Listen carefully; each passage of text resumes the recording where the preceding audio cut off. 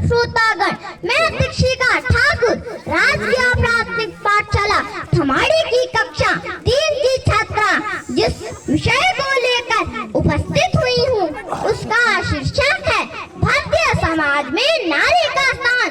भारतीय समाज में नारी का स्थान सदियों से एक महत्वपूर्ण विषय रहा है।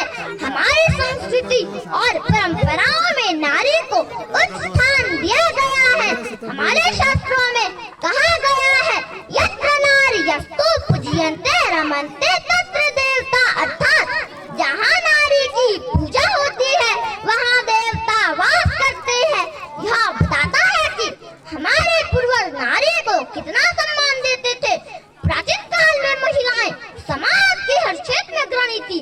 वे विद्या, धर्म, युद्ध और कला में पुरुषों के समान भूमिका निभाती थी। ऋग्वेद में कई विदुषी महिलाओं का उल्लेख है जिन्होंने अपने ज्ञान से समाज को दिशा दी, जैसे कि गार्गी, मैत्रेयी और पारा जैसी विदुषियों का उल्लेख किया जा सकता है। वे न केवल विद्वान थी बल्कि सामाजिक और धार्मिक दृष्टिकोण से भी महत्वपूर्ण भूमिका निभाती थी। मध्यकाल में सामाजिक और राजनीतिक परिस्थितियों के कारण महिलाओं की स्थिति में गिरावट आई। महिलाओं को घर की 4 दीवारी तक सीमित कर दिया गया और उनकी शिक्षा, स्वतंत्रता और अधिकारों पर रोक लगाई गई। परंतु इस समय भी कुछ महिलाओं ने समाज के खिलाफ आवाज उठाई और अपने अधिकारों के लिए संघर्ष किया, जैसे कि रानी दुर्गावती, मीराबाई और हिल्याबाई होलकर, जिन्होंने अपने अद्वितीय साहस और नेतृत्व का परिचय दिया। स्वतंत्रता संग्राम के दौरान भी महिलाएं अग्रणी भूमिका में थी। रानी लक्ष्मीबाई, सरोजिनी नायडू, कमला नेहरू और विजय लक्ष्मी पंडित जैसी वीरांगनाओं ने भारतीय स्वतंत्रता संग्राम में महत्वपूर्ण योगदान दिया। उनकी वीरता और साहस ने यह सिद्ध किया कि महिलाएं किसी भी क्षेत्र में पुरुषों से कम नहीं है।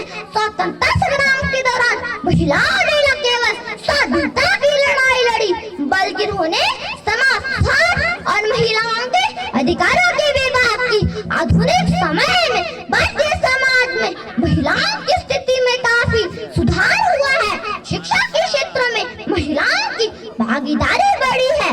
विज्ञान, प्रौद्योगिकी, चिकित्सा, राजनीति और खेल के क्षेत्र में भी महिलाओं ने अद्वितीय उपलब्धियां हासिल की है। कल्पना चावला, किरण बेदी, साइना नेहवाल और मैरी कॉम जैसी महिलाओं ने न केवल भारत का नाम रोशन किया है बल्कि यह भी साबित किया है कि महिलाएं किसी भी क्षेत्र में उत्कृष्टता प्राप्त कर सकती है। आज हम देखते हैं कि महिलाएं विभिन्न क्षेत्रों में महत्वपूर्ण पदों पर आसीन है। वे डॉक्टर, इंजीनियर, वैज्ञानिक, शिक्षक और उद्यमी बन रही है। वे राजनीति में भी महत्वपूर्ण भूमिका निभा रही है, जैसे कि इंदिरा गांधी, सुषमा स्वराज और निर्मला सीतारमण जैसी महिलाएं। इसके अलावा खेल के क्षेत्र में भी महिलाएं अग्रणी हैं, जैसे पीवी सिंधु, मिताली राज और दीपा कर्माकर ने अपने अपने क्षेत्रों में उत्कृष्ट प्रदर्शन किया है। हालांकि हमें यह स्वीकार करना होगा कि अभी भी हमारे समाज में कई प्रकार की असमानताएं और चुनौतियां हैं।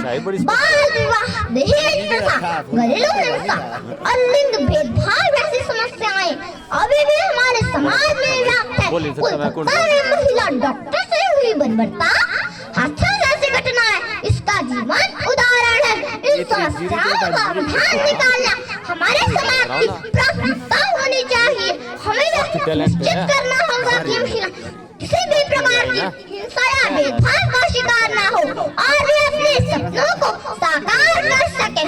सरकार ने भी महिलाओं के सशक्तिकरण के लिए कई योजनाएं और नीतियां लागू की है, जैसे कि बेटी बचाओ, बेटी पढ़ाओ, उज्ज्वला योजना, कन्या समृद्धि योजना और महिला हेल्पलाइन जैसी योजनाएं।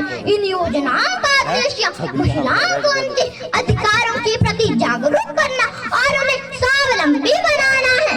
हम सबको मिलकर यह संकल्प लेना होगा कि हम महिलाओं को समान अवसर, समान अधिकार और समान सम्मान देंगे।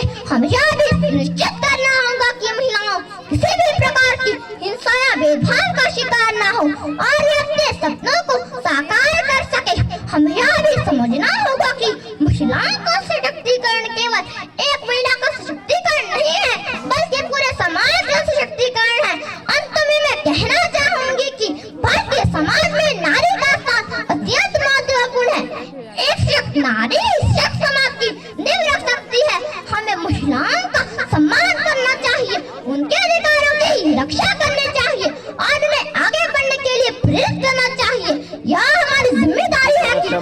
अपने समाज को ऐसा बनाए जहाँ हर नारी को सम्मान, सुरक्षा और सम्मान अवसर मिले। आखिर में भारतीय समाज में नारी के स्थान पर कुछ पंक्तियों के साथ अपनी वाणी को विराम देती हूँ। नारी है घर की मर्यादा, नारी है घर की मर्यादा, समाज की आन, संस्कृति की रक्षक, सृजन का सम्मान।